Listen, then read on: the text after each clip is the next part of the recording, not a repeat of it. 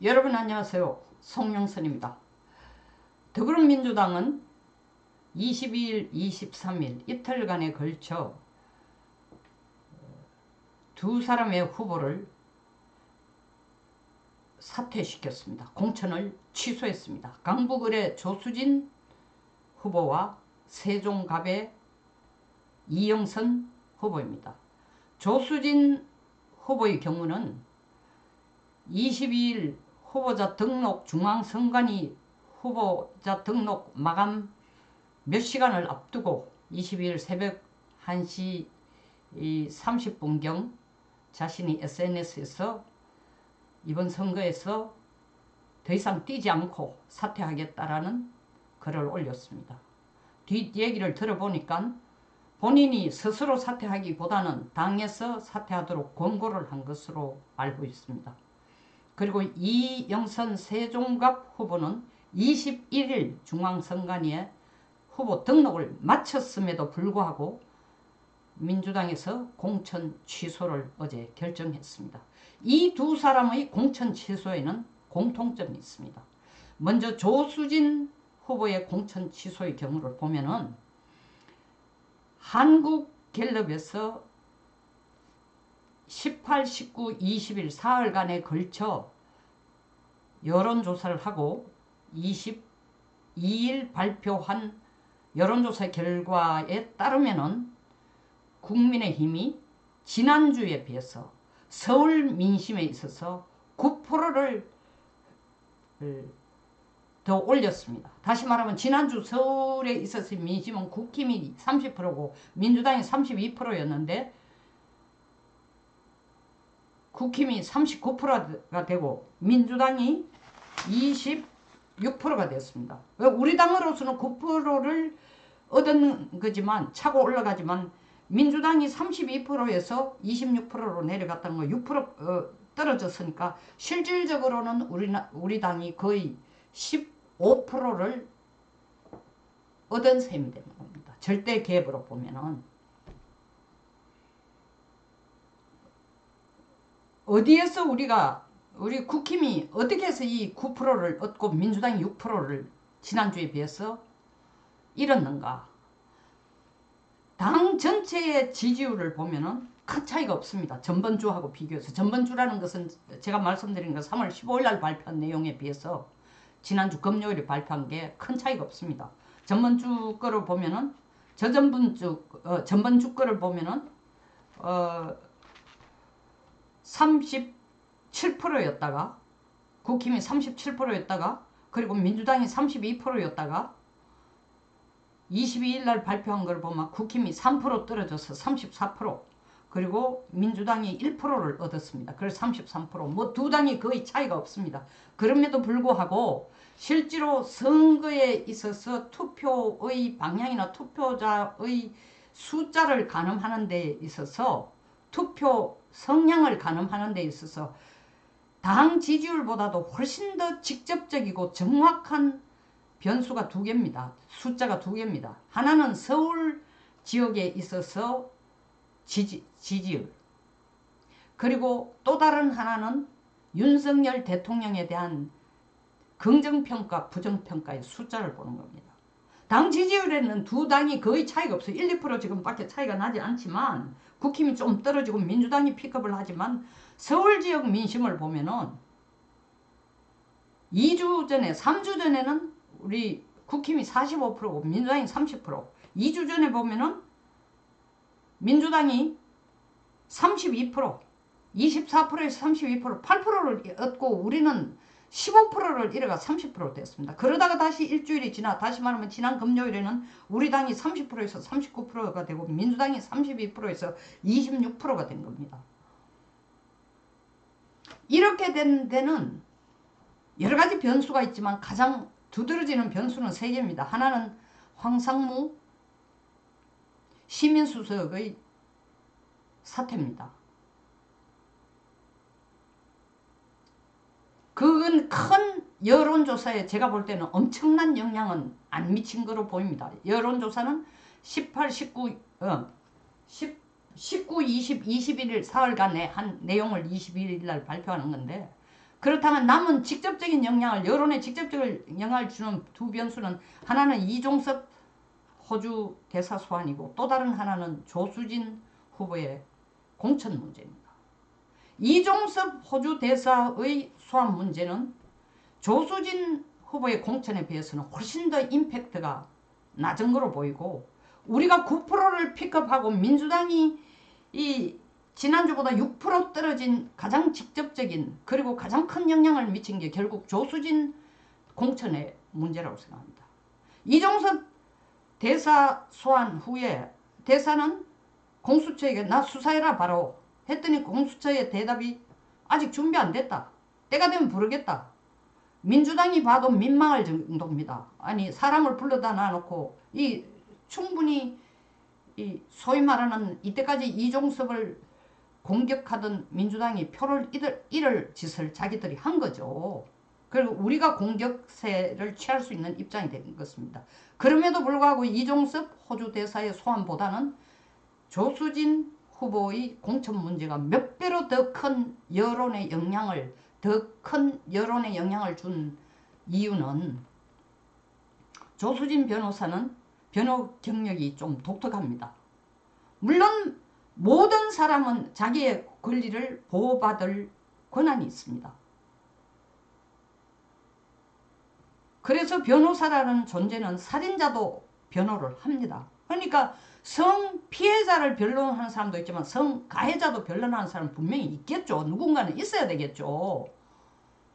법 앞에서는 누구든지 평등하고 법의 보호를 받을 수 있는 자격이 모든 개인에게 주어졌기 때문에, 그러나 조수진 변호사가 한 변호에는 문제가 있는 것이 성가해자를 위해서 그 사람의 인권을 얼마나 보호해준 변호를 잘 하고 있는지, 그걸 잘하고 있으면서 돈을 벌고 있는지는 몰라도 공개적인 자기 블로그에서 글을 글 쓴 내용을 보면은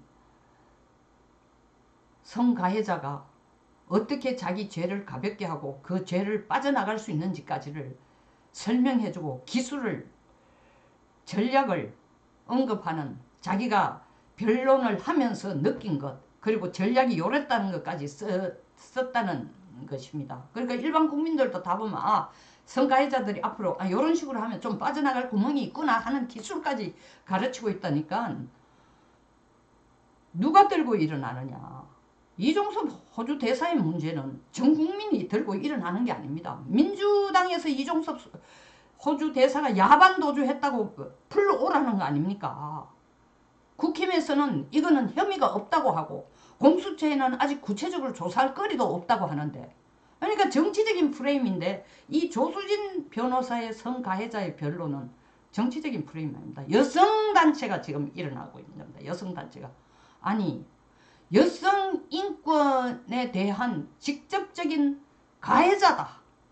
조수진 변호사 당신이 하고 있는 변론은 성가해자 한 사람을 위해서는 훌륭한 변호인지 몰라도 여성 인권에 대해서는 당신이 가해자처럼 보이는 행동을 지금 하고 있다. 그렇게 당신이 성가해자들을 위해서 변론을 잘한다면 그 변호사 해가지고 그냥 먹고 사는 게 낫지. 돈 잘 벌고 유명해지면 되는 거지. 5,100만 국민의 이익을 위해서, 공익을 위해서 일해야 될 국가공무원인 국회의원에 왜 출마하느냐.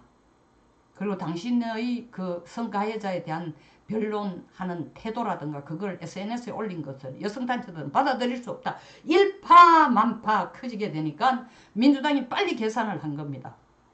이거 표 날라가는 것이 특정 지역의 특정한 사람의 이익을 위한 게 아니라 선거에 있어서 사실 대한민국 유권자의 남성보다도 50만 순이 더 많은 여성 투표자에게 영향을 줄 수 있구나. 이거는 파고가 만만치 않고 파급 효과도 어마어마할 것 같다. 잘랐습니다. 이영선 세종갑 후보에 대해서 조수진 후보를 자르는 것과 같은, 거의 평행 이론과 같은 논리로 자른 겁니다. 이영선 후보의 문제는 뭐냐? 본인은 후보 등록까지 하고 그 지역에서 4사람 경쟁해가지고 가장 유망한 후보로 당의 공천을 받고 또 의기양양하게 중앙선관에 등록도 하고, 그리고 세종갑이라는 지역이 민주당 절대 우세 지역이니까 그들이 생각하는 세종갑이라는 세종시라는 게 민주당의 작품이라고 생각하니까 자기들 텃밭이라고 생각하고, 실질적으로 이때까지 투표 2016년 2020년 선거에서도 민주당이 계속 이겼습니다. 물론 2016년에는 무소속 이해찬 의원이 무소속으로 나와서 당선이 됐지만, 뭐 무소속 편의상 무소속이지 그분이 누구예요? 민주당의 터줏대감인데. 민주당이 계속 이기는 거니까 이영선 후보로는 이미 선거 끝났다, 내가 이겨놨다고 생각하는데 당에서 당신 공천 취소한다. 이유는 당신이 당에 보고한 작성해가 낸 이 재산 내역서와 그리고 선관위에 당신이 제출한 내용이 재산 내역서가 전혀 다르다. 차이가 있다. 이게 왜 어떻게 된 거냐? 이럴 수가 있느냐? 이 사실은 차이가 있다면 이것 자체가 허위 신고니까 허위사실이에요. 허위사실. 선거법이 바로 걸립니다. 그런데다가 그 구체적인 내용을 보면 이분이 제가 볼 때는 전국구예요. 전국구. 지역구가 전국구라는 뜻이 아니고 부동산 투기가 전국구야. 아파트 4채, 오피스텔 6채, 상가 1채, 임차권 하나. 근데 이게 지역도 무슨 세종갑만 한, 혹은 세종시에 한해서 한 게 아니라 대구, 세종시, 고양, 인천, 수원, 동탄, 전국구예요. 전국구. 그뿐만 아니라 더 웃기는 거는 신고 재산이 38억 287만 원인데 부채가 37억 6,893만 원이에요. 자기가 가진 재산에서 부채를 빼고 나면은 순재산은 5,977만 원밖에 안 돼요. 1억이 안 되는 재산이야. 아니 6천만 원도 안 되는데 원래 납세가 6,190만 원? 아니 자기가 가진 재산보다 더 많은, 자기가 가진 전 재산보다도 세금을 더 많이 낸다. 이거 앞뒤가 전혀 안 맞는 얘기예요. 뿐만 아니라 이 부동산의 문제는 국민들이 가장 민감하게 생각하는 이슈 중에 하나입니다. 의식주 중에서도 이 집 문제는 모두가 민감하게 바라보는 겁니다. 그리고 문재인 대통령 때 뭐라고 얘기했습니까? 다주택자들을 적폐 청산의 1호 대상이라고 그랬어요. 그걸 누가 주장했죠? 민주당이 주장했어요. 민주당이.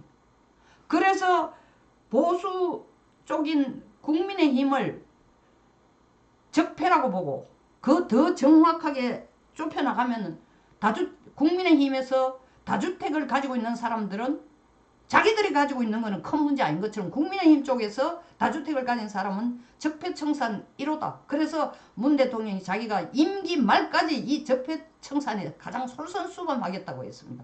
본인이 가진 뭐 부동산은 왜 적폐청산의 대상에 안 들어갈지 모르겠습니다.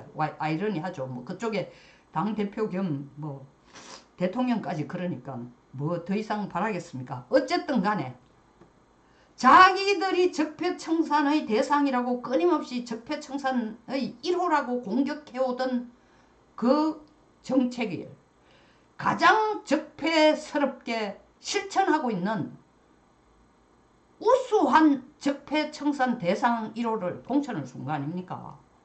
그러니까 그 지역이 이미 민주당 텃밭인 것은 사실이지만 민주당 공천받고 국회의원 의석수를 하나 더 늘릴 수 있는 건 사실이지만 이거는 5,100만 조수진의 성가해자 변론이 5,100만에게 영향을 미치는 것처럼 이영선의 부동산 투기는 어쩌면 그보다 더 넓은 범위에까지 정말 5,100만 전체 당을 어느 쪽인 걸 넘어서서 영향을 줄 수 있는 이슈라고 재빨리 민주당이 눈치를 챘습니다. 더더구나 조수진 공천 후에 자기들이 조수진은 22일 날 사퇴를 했지만 실질적으로 여론조사 할 동안 여론조사 할 동안에 조수진 공천에 대해서 많은 그 반대하는 여론들이